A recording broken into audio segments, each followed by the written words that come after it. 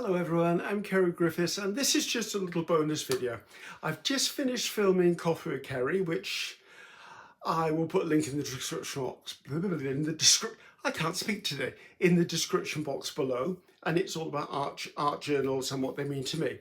Now, in that video, I suddenly remembered I keep promising to tell you about this mug, because this mug has a bit of a story behind it, and I keep forgetting to do it. So this is going to be a little bonus one. Not sure how long it's going to be. It's just going to be probably 10 or 15 minutes. Who knows how long I'm going to gossip. So this mug that has my name on it. Now, my name is Ceri, C-E-R-I. It's a Welsh name. I believe it is actually a derivative of a long Welsh name, but I was christened C-E-R-I, Ceri.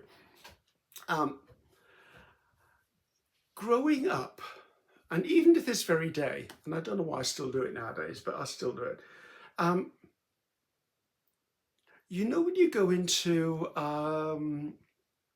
you're on holiday, or you're going sightseeing or something, and you go into the gift shop, or you go into one of those stores, and they've got like keychains with your name on, or they've got pencil cases with your name on, or they've got mugs with your name on, or they've got badges for your arm, or pins, or anything like that.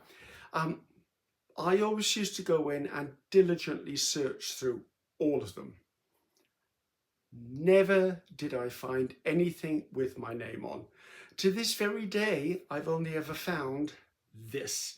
Now, I'm sure someone out there is going to say, oh, Ceri, you're not looking hard enough. There was a Coke can with your name on it 2 years ago, blah, blah. Well, it's never come across my path. And I just, out of curiosity, I still look. Why, I don't know. I mean, I can find a keychain with C on it because initials are initials. But to have something with my name spelled it my way, it was a big thing. I don't know whether I was striving for my identity. So anyway, the story behind this mug. So let's go back to, I say it's probably 1984. I just started training as a dancer. I hadn't gone to stage school or theatre school in London yet. I don't even know that I'd been accepted there yet, but I was working partly as an amateur dancer, and because I'm 6'1" and I had rhythm and I could move. The pool of male dancers was quite small back in 1984, I can tell you. And this local choreographer was choreographing for, I can't remember the name of the show now, so long ago, a BBC Wales TV show. And it was a bit like Top of the Pops for the Brits, you know that. Basically, every week there'd be a show where the top 10 songs within the charts would be performed, or the videos would be shown within this TV show. And it was usually a live show with an audience who was sat down watching it, and the format was the singers would be on stage with their band or their backing dancers or backing singers, or they would project the video up, or they do partially show the video, and then the actual artist was on stage for an interview on the couch with the presenter, that sort of stuff. So anyway, I was used a few times for this, which was good. It added things to my CV, I can tell you. It helped me get my equity card eventually. So this young singer, I can't remember her name, I've got a picture I'm going to show you in a minute. Wait for the picture.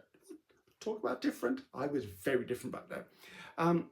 And she had a single that was rising through the charts, and she was a Welsh singer, and she's singing in Welsh, and she needed backing dancers. And the choreographer, I can't remember how they found me. Either they saw me in class, or they contacted a youth group. I can't nowadays.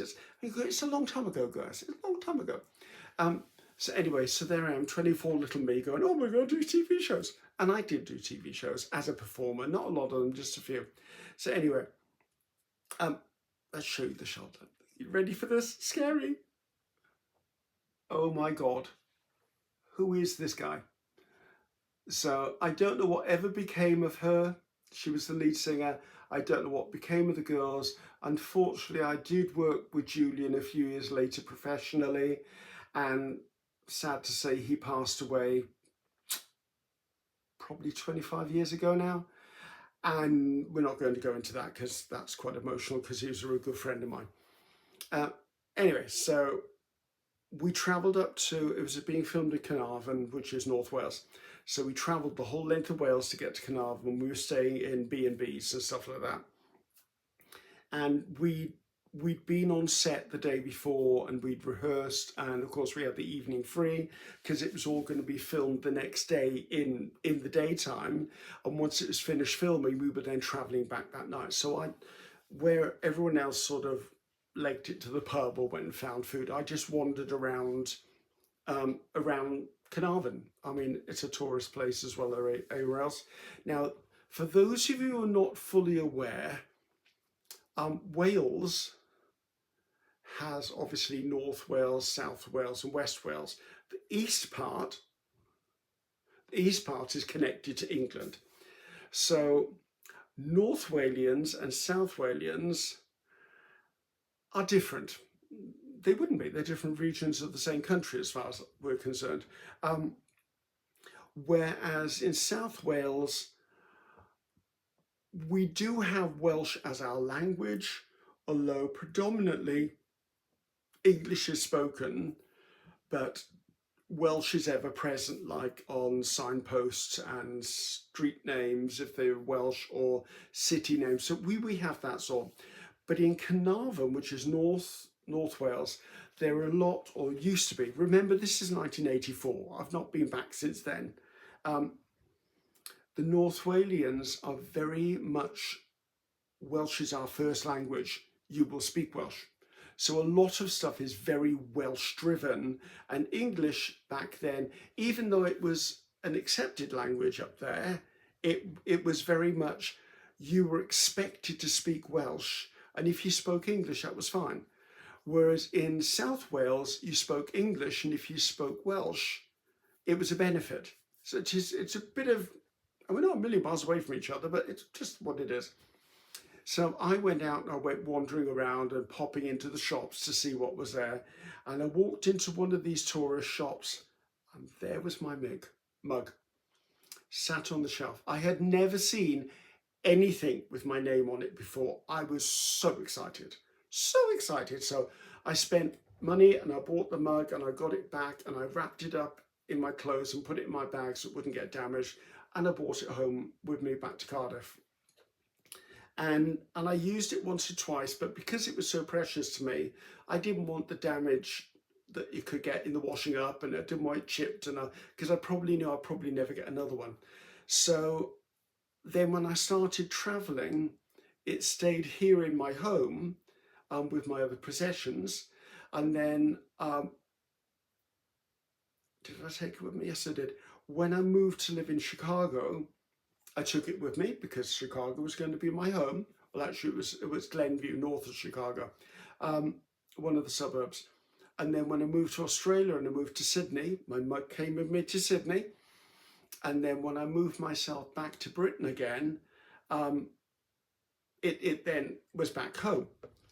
But that's not where my travel stopped. I was then in and out of Los Angeles learning routines for the cruise ship industry. My life was just Ceri in a blender, basically. So I knew my mug was at home. And then when I retired from performing, which is the end of 2000, it was October 2003, I remember, because my birthday is January and I was just coming up to 44 years old, and I called Tom and went, if I keep doing this, I'm going to be in a wheelchair if I keep performing at this rate, because nearly 44 is old for a dancer, especially when you were doing, I was doing probably 5 or 6 different shows a week, 2 shows nightly plus rehearsal. You have to be an athlete when you're a performer, I can tell you. Anyway, so I came home to Britain and I couldn't find my mug. And my family said, well, you took it with you. And I went, but I didn't. I left it here. I know I left it here. So I scoured the house. went through every cupboard, drawer, whatever, and my family like, no, Ceri, you took it with you.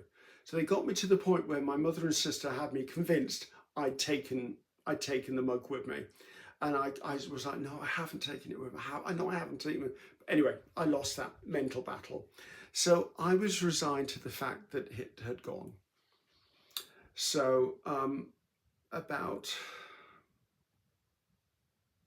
7 years ago, I would say, my mother passed away.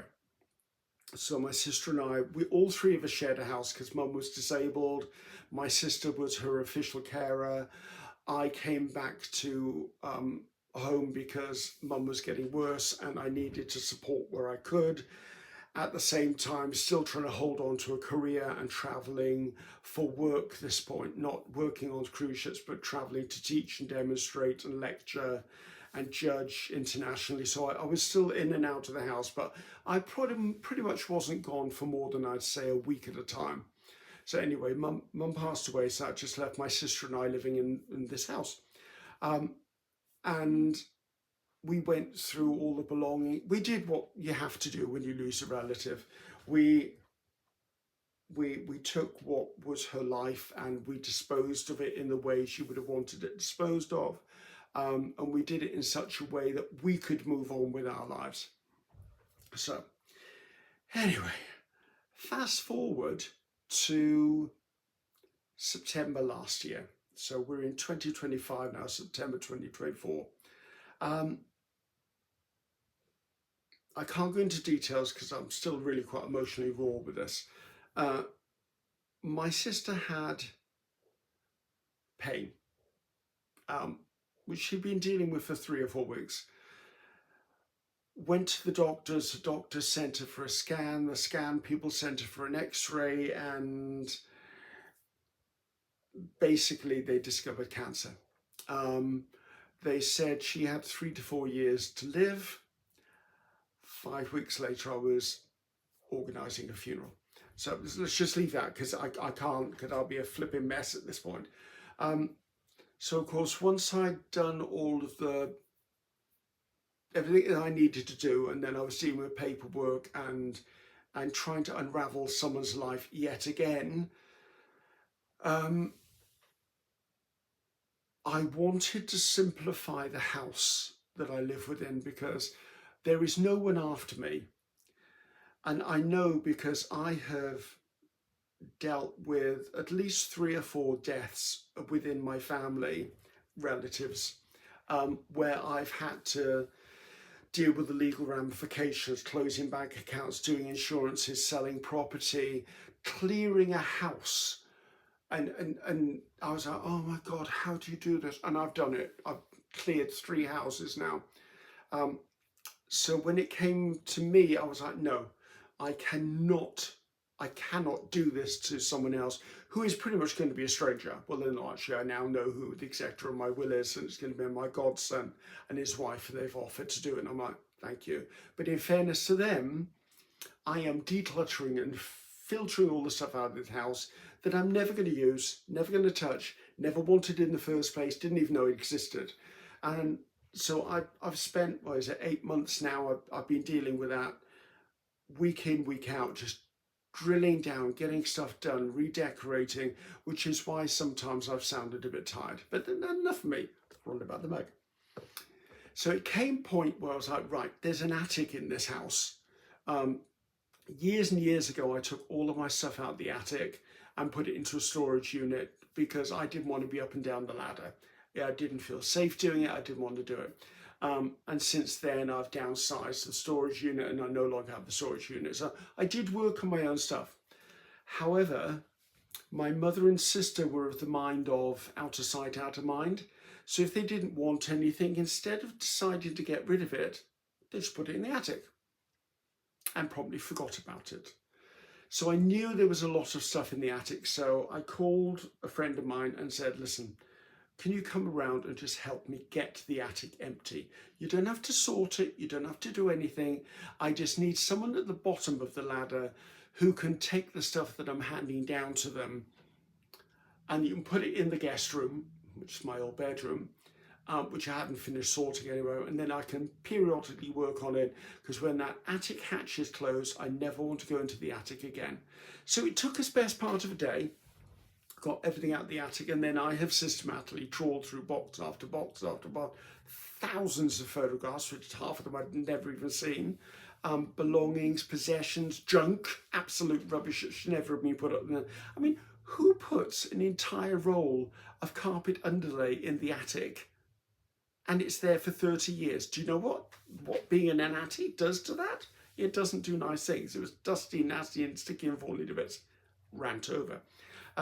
So anyway, it's ironic that I was going through boxes and boxes, and I got to the very last box, and I was leaving it because I knew by lifting it and by hearing it, there was china and glass and stuff in there, and I went, right, so I've got to go through this. I expected all of it to go to a charity shop or to go to a recycling centre for glass or stuff like that.